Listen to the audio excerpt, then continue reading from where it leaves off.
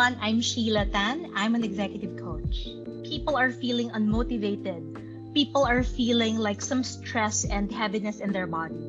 And somehow they blame themselves for it. Many people are expected to still function like there's nothing happening. But we all know that there's a pandemic and everybody is affected in one way or another. And the one problem that exacerbates it is when people don't recognize what they're experiencing. They just know that they feel tiredness. They know that they feel unmotivated. But in a way, they even blame themselves for it.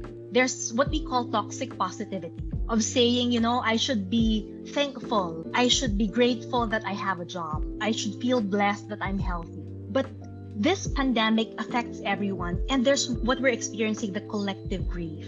Everybody senses that feeling of stress. And at the start, when there's stress, it sort of arouses that adrenaline in us. It makes us want to think of solutions. It just has gotten to a point when it's tiring already. And some people have gotten to a point of being helpless, hopeless. And the one thing that we need to do is to pause, acknowledge that feeling. And sometimes we don't even have a term for it. We don't even have a name for it. And what's important is for us to assess ourselves. What am I feeling and how is it impacting me? People force themselves to operate at 100%. They should not be operating at 100% with a pandemic that's happening all over the world, with people dying left and right. It's more appropriate to feel grief, to be sad, and to feel unmotivated. So the first thing that people can do is accept and acknowledge that there's something I'm feeling.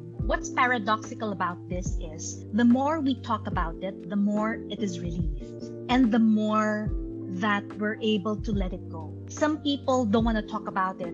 They deny it because they feel like if I talk about it, it makes it bigger. Actually, that's not true. And that's why talk therapy helps. And that's why it's even called talk therapy, because just talking about it is therapeutic. And when we share, when we're able to articulate that heavy feeling, first, it has a release on our end. Second is when people hear about it, when people see it, like if we post it on social media, then they have a sense of I'm heard and I'm listened to, because that's exactly what I'm feeling. Someone is feeling it too, and I'm not alone. And that's very important, because at the end of it all, the biggest fear of a human being is not really that I'm not good enough. It's not that I'm going to go hungry, but it is that I'm alone. And we have to recognize that. And when we know that there's that fear of being alone, we realize that there's so much we can do to not be alone.